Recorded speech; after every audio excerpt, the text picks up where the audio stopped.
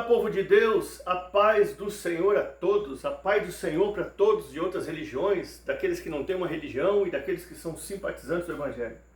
Deus abençoe a todos, bem-vindos ao meu canal Multiplicação de Esperança. Meu nome é Miguel e eu tenho uma palavra rema, uma palavra profética, uma palavra inspirada do coração de Deus para as nossas vidas.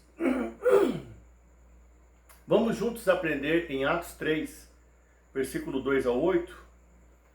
E era trazido um varão que desde o ventre de sua mãe era coxo, o qual todos os dias punham à porta do templo chamada Formosa para pedir esmolas aos que entravam. Então preste atenção em algo muito interessante.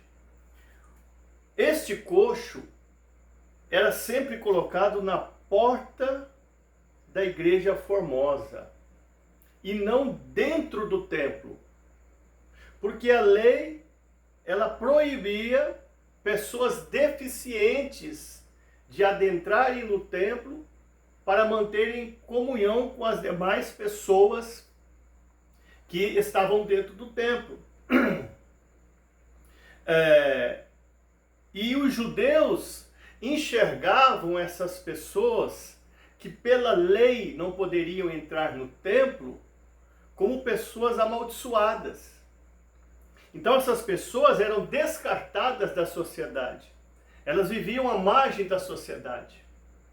E por aí eu já começo a entender o sentimento de revolta que havia no coração deste coxo.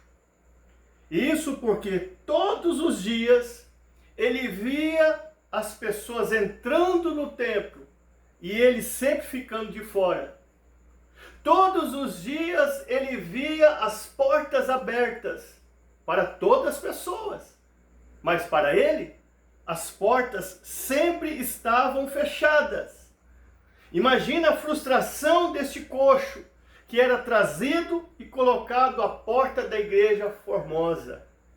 Parece que eu imagino uma pessoa que vive em uma sociedade em que vê todas as pessoas se dando bem, todas as pessoas se autorrealizando, todas as pessoas alcançando, e ele sempre ficando para trás.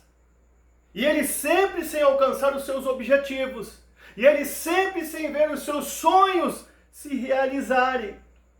Porém, o que este coxo não compreendia é que quando Deus tem um projeto na vida de um homem e de uma mulher aqui na terra, quando Deus tem um propósito a realizar na vida de um homem e de uma mulher aqui na terra, quando Deus quer realizar um milagre na vida de um homem e de uma mulher aqui na terra, ainda que o homem tente fechar as portas, Deus sempre vai abrir uma porta. Foi o próprio Jesus que disse em Apocalipse 3:7 que ele tem a chave de Davi. Ele abre e ninguém fecha. Ele fecha e ninguém abre. Lembra de João em Apocalipse também? Aqui na terra todas as portas haviam se fechado para João. Ele estava perplexo. Ele estava confuso. Mas se você for em Apocalipse 4:1, está escrito assim, ó: depois destas coisas, olhei, e eis que estava aberta uma porta no céu. Quem sabe o homem ou os homens têm fechado as portas para você aqui na terra, porque têm visto em você deficiências espirituais. Mas Deus é fiel para abrir uma porta para você. Porque Jesus te ama, Jesus te chamou, Jesus tem um propósito, Jesus está cuidando de você. O que mais que nós aprendemos aqui? Vamos falando um pouco de motivação. Na verdade, eu já tenho que cuidar o tempo. Qual é a nossa verdadeira motivação em trazer as almas para o templo? Porque o texto relata que certas pessoas traziam o coxo para o templo para ele pedir esmolas.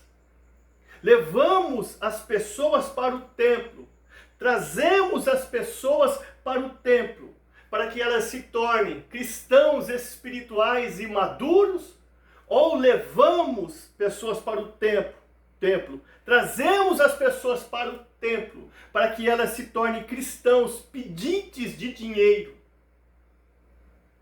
Ou levamos e trazemos as pessoas para o templo para que elas se tornem cristãos apegadas ao dinheiro. Trazemos as pessoas para o templo e as instruímos a crescer na fé? Ou trazemos pessoas para o templo e as instruímos a cada dia mais ficarem gananciosas? Trazemos as pessoas para o templo e colocamos ela na porta do templo e as deixamos ali? Ou trazemos as pessoas para o templo e, em vez de deixar na porta do templo, as conduzimos então para o interior do templo e ensinamos para elas o exemplo de Asaf. Salmo 73, Asaf está confuso e perplexo. Mas em Salmo 73, 17, a Bíblia relata que ele vai lá no santuário. Ele não somente entra no templo, ele vai lá no santuário e a Bíblia fala que ele tem um entendimento. Trazemos as pessoas para a igreja para que elas venham se tornar cristãs, que venham entender o propósito de Deus para a sua vida? Ou trazemos as pessoas para deixar na porta da igreja e fazer com que elas se tornem pedintes de dinheiro, vivam mendigando e nunca conheçam o propósito de Deus para as suas vidas? Qual a nossa motivação? O que mais que nós aprendemos aqui? As pessoas que levavam o coxo e colocavam na porta da igreja Formosa estavam interessadas no lucro que ele poderia dar a elas. Porque aquelas pessoas, elas estavam ali somente sendo intermediárias dele. E elas queriam dinheiro. Elas estavam interessadas no lucro que ele poderia dar e não na alma dele. Deu para você compreender? Porque você pode ver que o texto relata que todos os dias as pessoas levavam esse coxo e colocavam à porta do templo. Eles não levavam 2 vezes por semana ou 3 vezes por semana. Deu para você compreender? Eles levavam todos os dias. Que boa vontade, hein? Será que eles faziam isso de graça? Não, estava entrando dinheiro para eles. Porque se não tivesse entrando dinheiro, eles teriam escolhido outro ponto. Eles não estariam levando ele ali todos os dias. Eles estavam ali tendo por detrás lucro. Eles estavam prosperando com a desgraça do coxo que era colocado à porta da igreja Formosa. Sendo assim, eu posso então imaginar o seguinte: a torcida dessas pessoas que levavam este coxo e colocavam ele à porta da igreja Formosa, era que ele nunca fosse curado. Lá no íntimo deles, eles desejavam que este coxo nunca fosse curado e nunca ficasse de pé. Porque se esse coxo fosse curado e ficasse de pé, acabava o lucro. Não entraria mais dinheiro. E o que nós aprendemos aqui?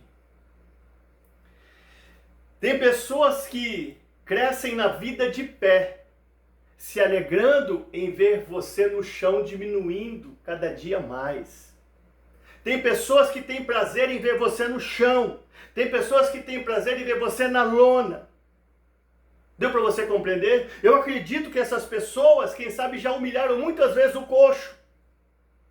Não era de graça que eles levavam, não. Ó, se não fosse nós, você já estaria morto. Você está comendo e bebendo porque nós levamos você para lá, trazemos para cá, vamos aqui, vamos ali. Nós levamos você por todo lado. Então você está na palma da nossa mão, você depende de nós. Então, ó, boquinha fechada, faz tudo que nós mandarmos a você. Cresciam de pé na vida, vendo o coxo no chão e diminuindo cada dia mais.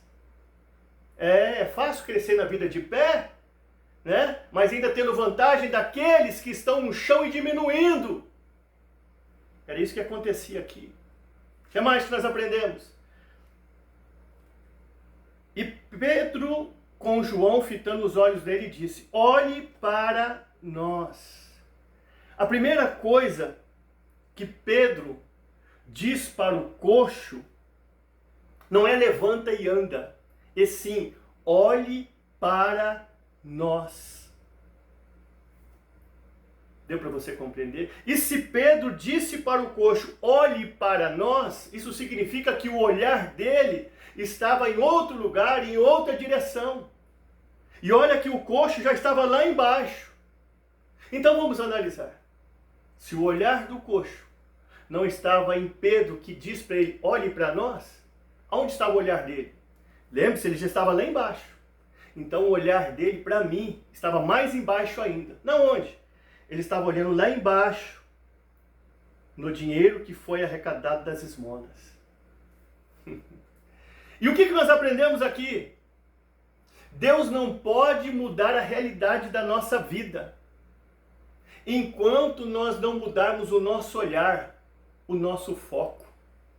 Por isso que está relatado em 1 Timóteo 6:10, porque o amor ao dinheiro é espécie de toda raízes de males, e nesta cobiça muitos se apostataram da fé. 1 Timóteo 6:11, mas tu, homem de Deus, foge dessas coisas. Por isso que está escrito em Eclesiastes, capítulo 5, versículo 10, que aquele que ama o dinheiro nunca se fartará do dinheiro, e aquele que ama a sua renda nunca se fartará da sua renda. Você se lembra que em Lucas 19, Jesus mudou a realidade da vida de Zaqueu? Mas para isso acontecer, primeiramente, Zaqueu fez uma confissão para Jesus.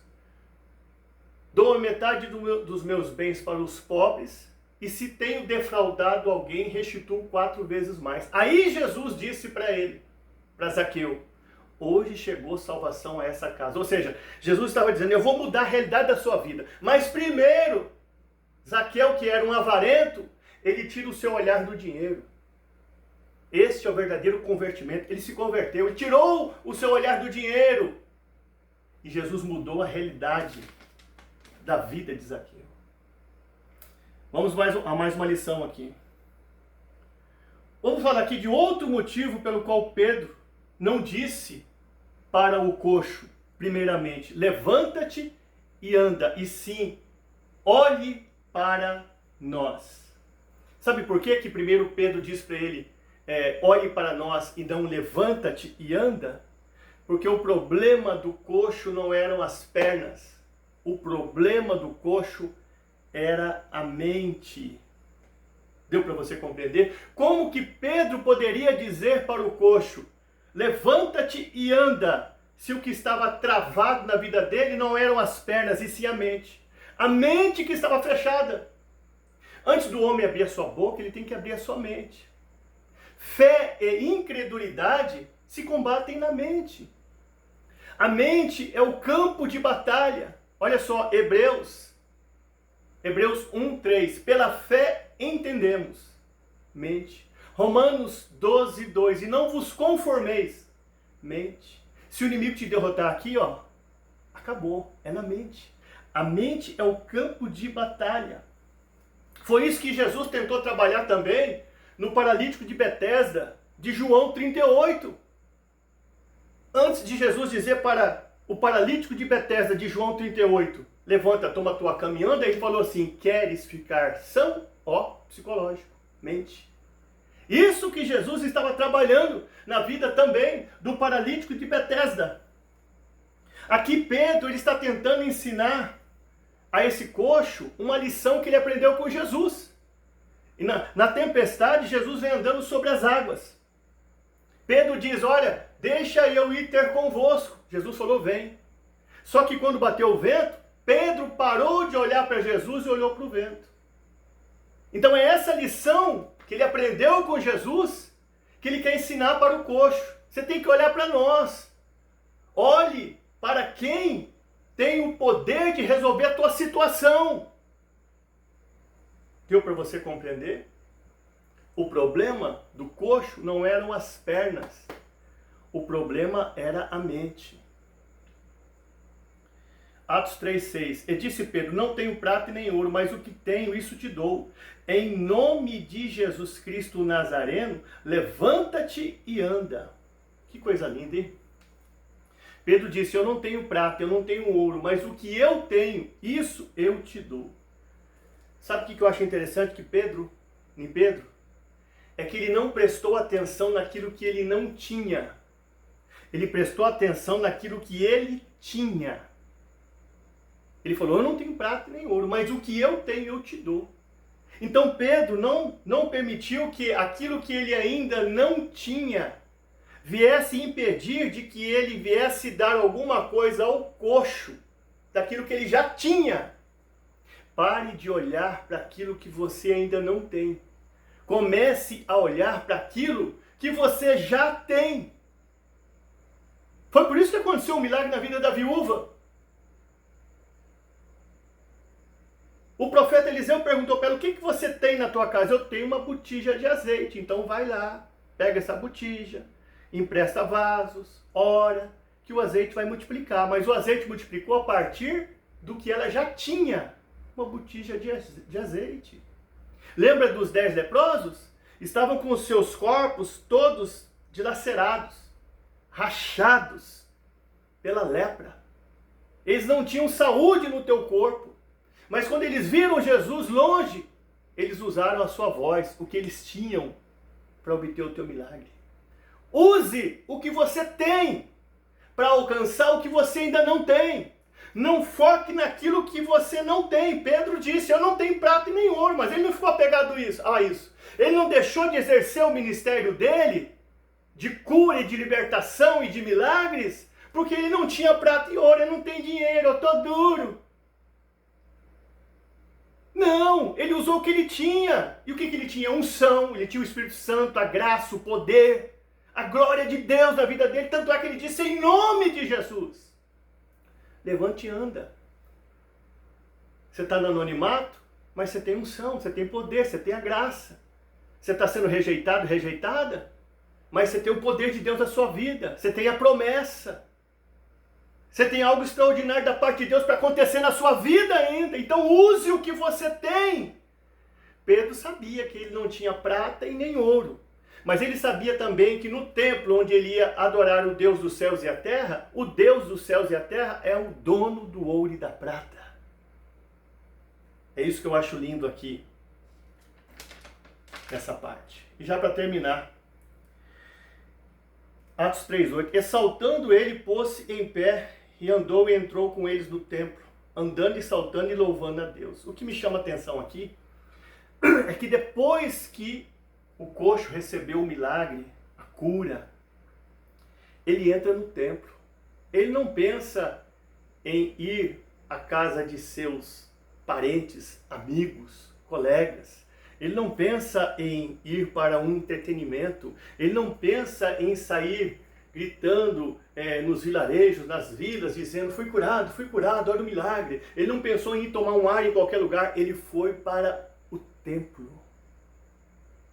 Entendeu? Ele foi agradecer, ele foi louvar, ele foi bendizer.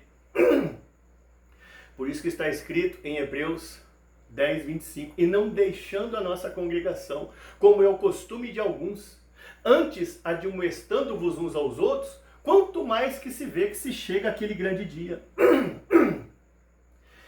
Sabe o que eu acho interessante? Ezequias, quando estava sendo afrontado por Senaqueribe, ele se sentiu angustiado, ele estava na adversidade, ele foi para o templo. Ele estava na adversidade, ele foi para o templo. O coxo está vivendo um momento de triunfo, de vitória. Ele está num tempo de conquista. Ele vai para o templo também. O que eu aprendo aqui? Tanto na vida de Ezequias, como na vida do coxo, se cumpriu 2 Coríntios 6, 8 ou 10. Por honra e por desonra, por infâmia e por boa fama, como enganadores, mas sendo verdadeiros, como desconhecidos, mas sendo bem conhecidos, como morrendo, mas eis que vivendo, como entristecidos, mas sempre alegres, como pobres, mas enriquecendo a muitos, como nada tendo, mas possuindo tudo. Isso aqui se cumpriu na vida do coxo. Prosperidade, templo. Ezequias, adversidade, templo.